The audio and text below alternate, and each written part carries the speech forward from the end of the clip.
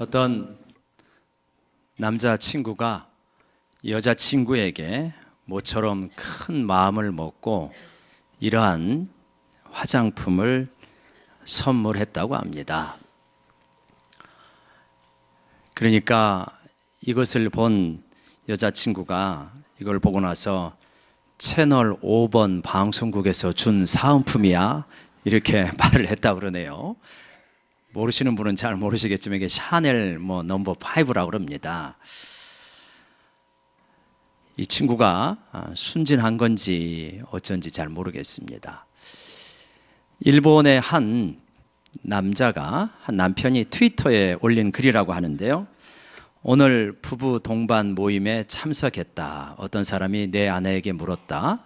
당신은 왜 명품을 가지고 있지 않습니까? 그랬더니 아내가 대답했다. 내가 브랜드이니까요.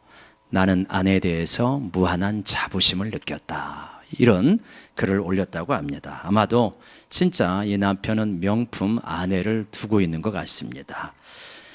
여러분, 우리가 명품을 좋아하지요. 명품을 가지고 있다고 흉이 될 것은 없을 것 같습니다. 그러나 명품을 좋아하지만 진짜 자기 자신이 얼마나 명품인가 하는 것을 모르는 사람들도 많이 있는 것 같습니다. 자기가 명품인지를 모르니까 당연히 명품됨을 누리지도 못하고 살고 있는 것이지요.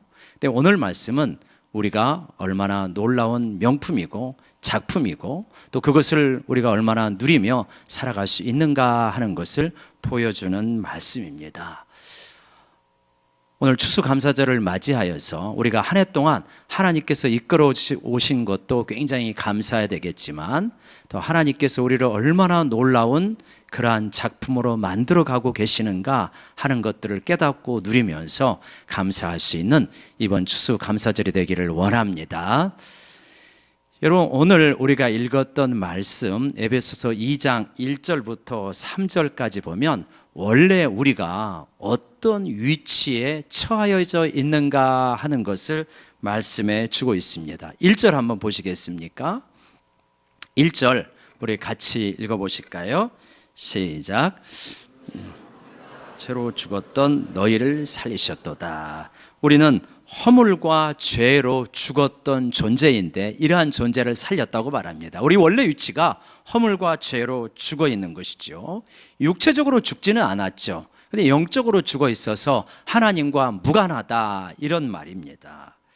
그래가지고 2절에 보면 어떤 존재냐면 이 세상 풍조를 따르고 공중의 권세 잡은 자를 따라가는 그러한 신세다. 따르다라고 하는 표현이 있는데 이 따르다라고 하는 표현은 주변을 맴돌다 이런 뜻입니다. 주위를 맴돌다. 그러니까 이 세상의 가치관, 이 세상의 어떤 풍조, 주변을 벗어나지 못하고 그 언저리에서 맴돌고 있는 인생이었다. 그런데 이 세상을 주장하고 있는 영은 지금도 역사하고 있고 사람들로 하여금 불순종하게 만드는데 그 결과 우리들이 어떻게 되었느냐? 그 결과 3절은 이렇게 말하죠. 우리가 육체와 마음에 원하는 것을 하는데 그것은 욕심을 따라 사는 것이고 본질상 어떤 존재냐? 진노의 자녀였다라고 이렇게 말합니다. 한번 같이 따라해 볼까요? 진노의 자녀. 사랑을 받는 자녀라면 우리가 기꺼이 받을 수 있겠지만 진노의 자녀다. 이거 참 받기 힘든 말씀이죠. 여러분, 우리는 우리 자신에 대해서 대부분 좋게 생각하지 않습니까? 그런데 우리가 이 본질상 진노의 자녀고 참 속 모든 곳곳이 부패되었다라고 말한다면 참 받아들이기 힘듭니다. 그러나 에레미야에서는 이 만물보다 심히 부패한 것이 너희의 마음, 사람의 마음이라고 말합니다. 우리가 언뜻 보면 괜찮은 구석이 있지만 좀 더 깊이 우리의 마음을 속속들이 들여다본다면 내가 만물보다도 심히 부패하였구나. C.S. 루이스라고 그러한 아주 주옥 같은 작품을 쓴 작가가 있습니다. 그 C.S. 루이스가 무슨 말을 하냐면 내가 만약에 내 이름을 밝히지 않고 내 마음속에 일어나는 생각을 그대로 저수를 한다면 사람들은 나를 괴물이라고 여길 것이다. 이런 말을 했습니다. 우리 마음속에 일어나는 생각들 어떻습니까? 어쩜 그렇게 악한 생각들이 정말 쉬지 않고 일어날 수 있는지, 우리가 그것을 억압하고 억누르고 살아가니까 다행이지요. 그냥 나오는 대로 말하고 행동하고 그런다면 아마 이 세상은 머지않아서 지옥이 될 것입니다. 이러한 괴물 같은 내면을 가지고 있는 우리들에게 하나님의 진노가 임하고 있다라고 말합니다. 우리가 진노의 하나님을 싫어하지만 성경은 분명하게 너희들은 속이 깊이 부패되었고 이 부패되고 악한 너희들 위해 하나님의 진노가 부어지고 있다라고 말하는 것이죠. 여러분, 이것처럼 위험한 상황이 어디에 있겠습니까? 사실 내가 부패가 되었고 하나님의 진노가 내 위에 쏟아지고 있구나라고 하는 것이 사실은 우리 기독교 신앙의 출발점이고, 이것을 깊이 받아들인 자가 십자가를 바라볼 수 있고 예수님을 만날 수 있고 은혜를 체험할 수 있게 되어집니다. 이 시간 우리 성령께서 우리 가운데 강하게 역사하심으로 우리의 내면 속에 있는 우리의 죄악을 깊이 바라볼 수 있는 그러한 저희 모두가 되기를 원합니다. 여러분, 이렇게 진노 가운데 있는 우리들이 그러면 끝입니까? 아니라는 것입니다. 4절에 보면 긍휼에 풍성하신 하나님이라고 이렇게 되어 있는데, 우리 성경에는 표현이 되어 있지 않지만 원어 성경 그리고 영어 성경에는 벗이라고 하는 이러한 접속사가 들어가 있습니다. 그러나 긍휼이 풍성하신 하나님이 우리를 사랑하신 그 큰 사랑을 인하여서 우리에게 긍휼을 베풀어 주셨다라고 말하는데, 긍휼을 베푸시고 큰 사랑을 베푸셨는데 그래서 어떻게 되었느냐 보게 되면 5절과 6절에 보면 이러한 표현들이 나타나 있는데요, 세 개의 함께라고 하는 단어가 등장하게 되어집니다. 우리를 그리스도와 함께 살리셨고요, 우리를 그리스도와 함께 일으키셨고요, 우리를 그리스도와 함께 하늘에 앉히셨습니다. 그리스도와 함께, 우리 같이 한번 외쳐볼까요? 그리스도와 함께. 그리스도와 함께 죽었던 우리를 살렸고, 죽었던 우리를 부활시키셨고, 지상에 있는 우리를 끝난 것이 아니라 하늘에 앉히셨다는 것입니다. 그리스도와 함께입니다. 이 연결고리가 끊어질 수가 없는 거예요. 그리스도와 함께. 그래서 지금 우리는 이 지상에 있고 때로는 죄의 공격도 받고 마귀의 공격도 받지만 우리의 영적인 신분, 정체성, 위치는 어디에 있느냐? 그리스도와 함께 하늘의 보호자 옆에 있는 것이다. 그러면 하늘의 보호자 옆에서 무엇하고 있는 것입니까? 피리 불고 있는 것입니까? 검은 고 타고 있는 것입니까? 아닌 거예요. 하늘의 보좌에서 뭐 하는 겁니까? 만물을 다스리는 왕의 권세를 누리고 있다. 여러분, 이거를 믿으시면 아멘. 우리가 어떤 사람이라고요? 이 땅에서는 굉장히 초라하고 빈약하고 부족한 것 같지만 하나님 보실 때 이미 진노의 자녀였던 우리가 바뀌어서 영적으로 살아났고 하나님 앞에 왕의 권세를 가진 그러한 자녀로서 하나님 앞에 서 있는 존재다. 지금 너희가 바로 그러한 존재다라고 말하고 있습니다. 그런데 이 일을 이루어 가시는 모습이 뭐냐면 거기 나와 있는 4절, 5절, 6절에 나와 있는 것을 보면 이 형용사와 부사를 보면 긍휼이 풍성하신 하나님이 그 큰 사랑을 인하여 은혜의 지극히 풍성함을 굉장히 풍요롭고 크고 많고 이런 거를 말합니다. 그러니까 하나님이 우리를 바라보시고 은혜를 베푸시고 사랑을 베푸실 때 찔끔찔끔 주시는 게 아니에요. 그냥 자신의 모든 것을 다 쏘아 부어주시는 겁니다. 그래서 엄청난 사랑과 긍휼을 가지고 우리를 얼마나 따뜻하게 바라보는지, 그야말로 아낌없이 주는 나무와 같은 우리 하나님이시다. 사실 독생자를 주시기를 아끼지 아니하셨는데 뭐 더 이상 뭘 아까워하시겠습니까? 모든 것을 다 풍성히 주시는 거죠. 이렇게 풍성히 주시는 것을 은혜이기 때문에 은혜라고 말하고, 은혜는 자격 없는 자에게 주어지기 때문에 우리가 아무런 공로가 없고 자랑할 것이 없다라고 말하면서 이제 10절에 우리가 어떤 존재인가 하는 것을 분명하게 말해주고 있습니다. 우리 10절 말씀, 우리 앞구절만 같이 읽어보실까요? 같이요. 우리는 그가 만드신 바라. 예, 거기까지요. 우리는 그가 만드신 바라. 만드신 바라고 하는 것이 원어로는 포이에마라고 하는 이러한 단어입니다. 그리고 우리말로는 뭐라고 그러냐면 명품이다라고 하는 단어로 번역이 되어지는 것이죠. 도자기 저런 명품이 있다고 했을 때, 우리는 뭐냐, 진흙 같은 존재였는데 하나님이 빚으셔가지고 버려진 진흙이 저렇게 기가 막힌 명품이 되었다. 여러분, 내가, 그리고 옆에 계신 분이 명품이심을 믿으십니까? 내가 명품이라는 거예요. 진흙과 같이 버려진 존재가 아니라 하나님이 건지셔서 놀랍게 빚으신 명품이다. 한번 옆 사람 바라보면서 축복합시다. 자세히 보니 명품이시네요.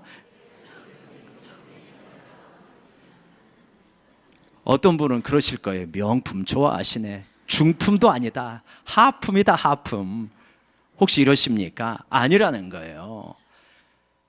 우리는 중품이나 하품이 아니라 하나님의 만드신 바 명품이다 라고 말합니다.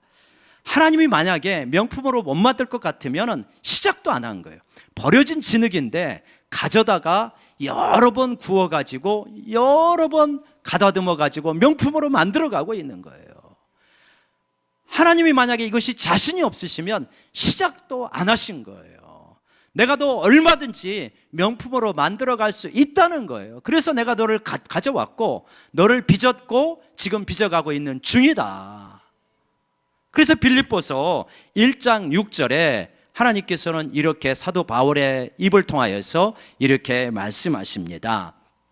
빌립보서 1장 6절 같이 한번 읽어볼까요? 시작. 너희 안에서 착한 일을 시작하신 이가 그리스도의 날까지, 너희 안에서 착한 일을 시작하신 이가 그리스도 예수의 날까지, 예수님께서 재림하시는 그 날까지 반드시 이루어 가신다는 거예요. 우리를 반드시 명품으로 만들어 가신다. 예, 비유하자면요, 이런 것입니다. 저 함경도 저 시골에 사는 처녀가 있는데 그 바탕이 좀 괜찮아요. 그래서 어느 날 이 왕자가 가가지고 이 함경도 처녀를 만나가지고 사랑에 빠져가지고 이제 궁궐로 데리고 온 것입니다. 그래가지고 결혼을 해가지고 왕비가 되게 만드는 거예요. 그럼 여러분 어떻겠습니까? 궁궐로 오는 것이 어렵지, 궁궐에 와서 예법을 배우고 궁중 법도를 배우고 말을 배우고 사람 다스리는 걸 배우는 거는 그냥 그 안에 순종만 하고 있으면 되는 것입니다. 그러니까 우리가 어떤 존재냐, 함경도 처녀와 같이 산토끼 쫓고 다니던 그런 존재가 하나님의 왕궁으로 오게 된 그런 존재라는 거예요. 비유하면 젖붙임이다, 또 이렇게 비유할 수 있어요. 한번 여러분 이 그림을 보면 이건 탱자나무입니다. 이건 탱자나무인데 평생 맺어봤자 씁쓸한 탱자밖에 맺을 수 없는 탱자나무예요. 평생 가도 탱자밖에 안 맺어요. 근데 이거를 잘라버린 거예요.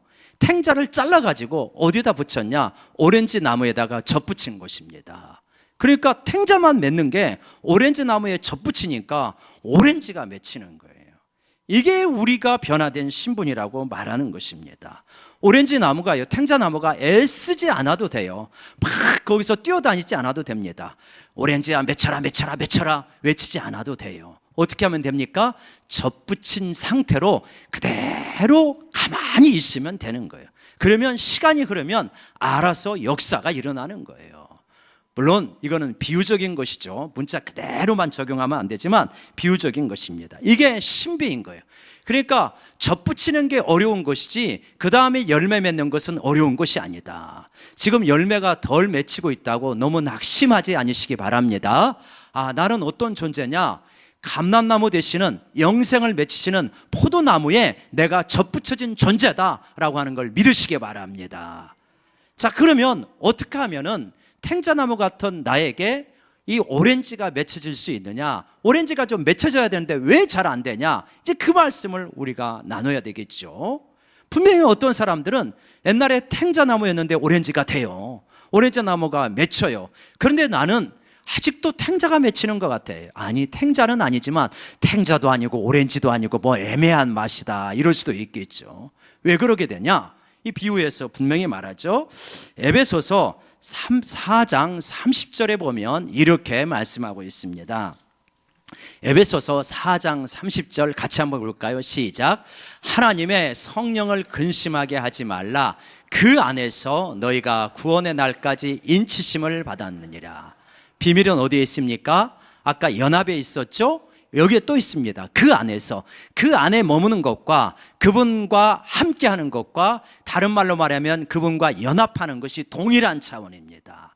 그러니까 그분 안에 접붙여 가지고 온전히 그분을 의지하고 있고 그분 안에 머물고 있으면 어떻게 됩니까? 오렌지가 맺히기 시작하는 것입니다. 그런데 어떤 사람들은 왜 오렌지가 안 맺히고 탱자 같은 것이 맺히냐? 성령을 뭐하게 하니까? 근심하게 하니까. 성령을 근심하게 하니까 성령의 열매가 맺히지를 않는 거예요. 여러분, 한번 근심하는 사람 곁에 있어 보세요. 그러면 어떻게 됩니까? 같이 근심이 전염돼요. 열정 있는 사람 옆에 있어 보세요. 어떻게 됩니까? 나도 열정이 생기는 거예요. 그래서 우리는 근심이 많은 사람 곁에 가기를 안 좋아해요. 다 밝고 즐겁고 열정이 넘치는 사람 옆에 가기를 원하죠. 인기 있는 사람은 어떤 사람입니까? 만났다면 한숨 푹, 하늘 보고 한숨, 땅 보고 한숨, 그런 사람이 인기 없어요. 어디를 가나 인기 있는 사람은 힘이 넘치고 감사가 넘치고 열정이 넘치는 사람이 인기가 있는 거 당연하죠. 제가 왜 이 말씀을 드리냐면, 성령을 근심하게 하면, 성령은 우리보다 훨씬 민감하시고 훨씬 크신 분인데, 성령에 내 안에서 탄식하고 근심하면 그 근심이 나에게 전염이 돼서 내가 기뻐할 수가 없어요. 내 안에 감사가 사라지고요, 기쁨이 사라지고 나도 그냥 찌뿌둥하고 힘이 하나도 안 나는 거예요. 목사님, 나는 왜 이렇게 힘이 없죠? 왜 그러면 한번 꼭 살펴보세요. 내가 성령을 근심하게 하고 있는 것은 아닌지. 성령을 근심하게 하는 사람이 기뻐하는 건 불가능합니다. 그렇게 안 돼 있어요. 성령은 우리 안에, 우리 곁에 있는 어떤 사람보다 더 가까이 와 계신 분이 성령이심을 믿으시기 바랍니다. 그래서 성령이 기뻐하시고 충만하시면 우리가 기쁨과 감사가 나오는 것이고, 성령이 근심하시면 나도 모르게 힘이 빠지고 하나도 신이 안 나게 되어 있어요. 그래서 예수 믿는 사람에게 가장 큰 욕은 뭐냐면, 성령 없이 신앙생활 해봐라. 그게 가장 큰 욕이라고 하죠. 자기 힘으로는 안 된다는 거예요. 여러분, 아까 보았던 그 명품 도자기 있잖아요. 그런 거를 엉터리로 사용하면 어떻게 되겠습니까? 한번 제가 이런 이야기를 드린 적이 있죠. 어떤 사람이 있는데 이 상인이었어요. 근데 이 옛날 물건에 이런 골동품에 상당히 조예가 있는 상인이었는데, 어디를 가보니까 어떤 농부가 개한테 밥그릇을, 개밥그릇으로 쓰고 있는 그릇이 있는데 자세히 보니까 2조 백자예요. 상당히 고가에. 그러고 저걸 사야 되겠다. 그런데 그냥 저 그릇을 살라고 하면 분명히 안 팔 테니까 꾀를 냈어요. 그래갖고 말하기를 개를 팔아라. 그랬더니 그 농부가 상당히 시세보다 높이 부르는 거예요. 그러니까 근데 이제 백자에 관심이 많으니까 그 값을 주고 개를 샀어요. 그리고 나서 덧붙이기를, 이제 개를 팔았으니 그 밥그릇 별로 소용없지 않느냐, 밥그릇 그냥 나 주든지 싼 값에 팔아라. 그랬더니 농부가 피식하고 웃는 거예요. 안 판다는 거예요. 왜 안 파냐? 이 밥그릇 때문에 개를 몇 마리 파는 줄 아냐. 여러분, 2조 백자를 개 파는 밥그릇으로 사용한다면 얼마나 이게 참 명품을 허접하게 사용하고 있는 것입니까? 우리가 명품인데 허접하게 사용하는 길이 있다는 거예요. 그러면 성령이 근심하게 돼요. 그렇게 허접하게 사용하는 길이 무엇이냐면 31절에 나오는 것입니다. 명품을 허접하게 사용하는 사람들, 이런 사람들이에요. 같이 한번 읽어봅시다. 시작. 너희는 모든 악독과 노함과 분냄과 떠드는 것과 비방하는 것을 모든 악의와 함께 버리고 명품을 밥그릇처럼 사용하는, 개밥그릇처럼 사용하는 것이 바로 이런 신세다. 우리가 얼마나 놀라운 명품이 되었고 성령님께서 내 안에 계시는 엄청난 존재가 되었는데 선한 일을 위하여서 명품으로 만드셨는데 무엇이 나오냐면 악독과 노함과 분냄과 떠드는 것과 비방하는 것과 이렇게 하면 어떻게 되냐? 성령이 우리 안에서 탄식하게 된다라고 이렇게 말씀하고 있는 것입니다. 당연히 우리 가운데 기쁨과 즐거움과 감사가 사라지는 것이죠. 그러면서 이렇게 사용하지 말고 너희는 명품을 이렇게 사용하라는 거예요. 32절 보실까요? 같이 읽어볼까요? 시작. 서로 친절하게 하며 불쌍히 여기며 서로 용서하기를 하나님이 그리스도 안에서 너희를 용서하심과 같이 하라. 서로 친절하게 하고 불쌍히 여기고 서로 용서하고 품어주고 덮어주고 긍휼히 여기는 신앙생활을 하면 할수록 무엇을 느끼냐면 하나님은 진짜 긍휼이 많으시는구나. 긍휼이 많으세요. 내가 긍휼히 여겨야지, 내가 용서해야지 이를 악물고 용서하는 게 아니라 주님 안에 늘 거하다 보면 긍휼이 그냥 흘러나오게 되는 거예요. 용서를 이를 악물고 용서해야지, 내가 용서 안 하면 내가 고혈압 생기니까 용서해야지, 그래가지고 용서를 하는 것이 아니라 하나님의 용서를 깊이 묵상하고 젖어 있다 보니까 용서가 어려운 것 같았는데 되어져 가는 거예요. 이게 신비해요. 이게 접붙임의 비밀이에요. 연합의 비밀입니다. 수액이 원래 나무로부터 솟아 나오는 거예요. 여러분, 그래서 예전에는 누가 잘못하면 상당히 까다로웠어요. 날카롭게 바라봤어요. 시선이 아주 좀 이렇게 비판적입니다. 판단, 비판, 정죄가 쉽게 나와요. 그런데 접붙이고 보니까 수액을 자꾸 공급받고 보니까 어떻게 되어지냐면 긍휼히 여겨지는 거예요. 까닭이 있겠지, 사정이 있겠지.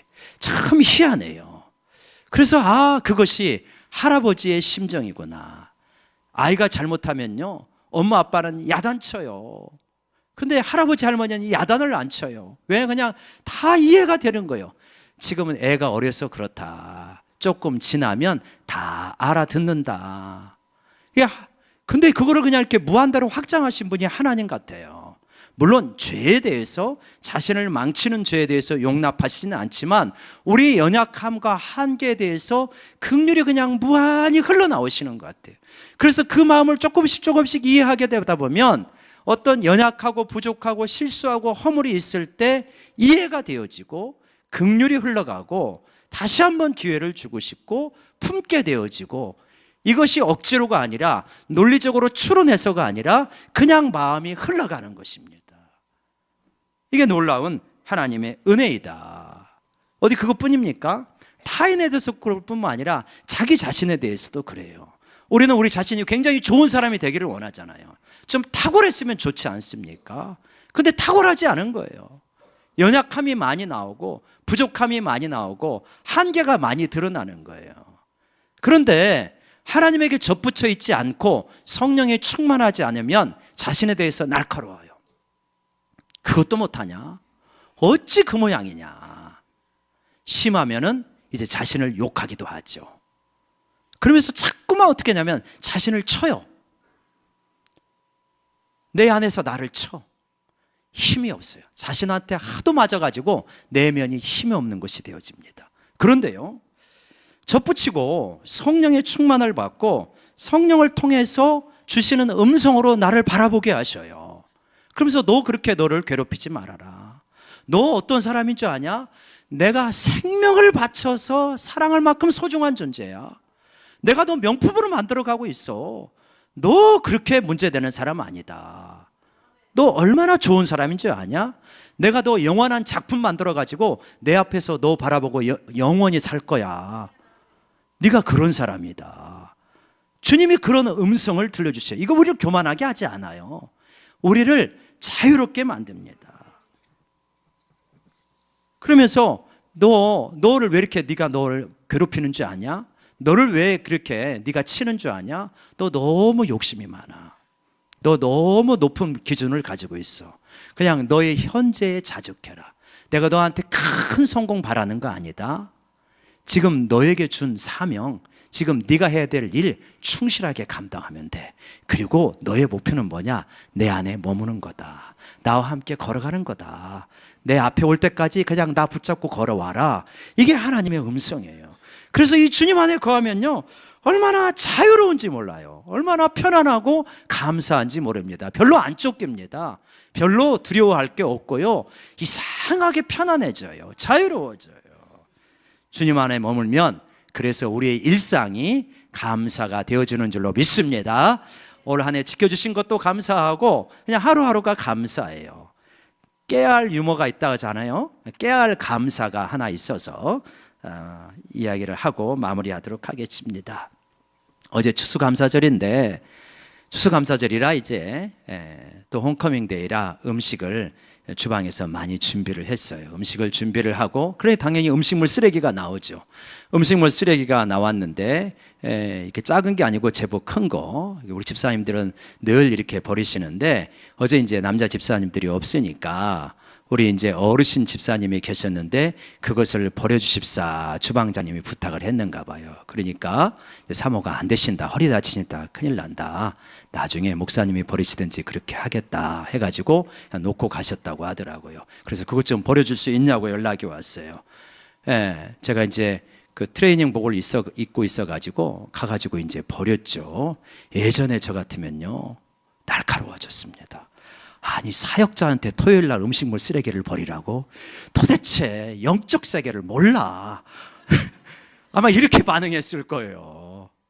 근데 말이죠, 이걸 갖다가 저기 코하루 앞에 버리잖아요. 혹시 코하루 주민들 양해해 주시기 바랍니다. 거기 음식물 쓰레기 갖다가 이제 버리는데 감사가 되는 거예요. 뭐 논리적으로 그래도 내가 젊고 힘이 있으니까 이거 버리니까 감사하지, 그런 게 아니고 그냥 그 일 자체가 감사가 되는 거예요. 생각도 안 하고. 그게 왜 그러냐? 내 안에 계신 성령님께서 뭐라 그러냐면 생명이라 그래요. 생명이 흘러나오는 거예요. 우리가 성령에 충만하고 예수님을 늘 바라보고 예수님 안에 머물면은 기쁨과 감사를 인위적으로, 논리적으로, 연역적으로 추론해가지고 끄집어내는 게 아니고요, 그냥 흘러나오게 된다니까요. 이게 흘러나오게 되어집니다.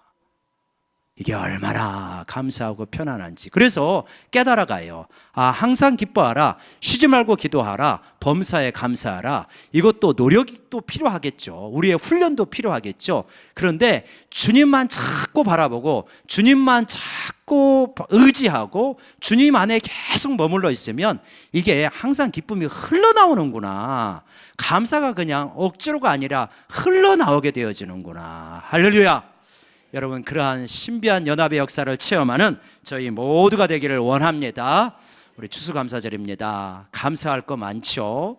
그러나 무엇보다도 진노의 자녀였던 버려진 진흙 같은 우리를 구원하셔서 명품으로 만드신 이 구원의 은혜에 감사하는 저희 모두가 되기를 원합니다.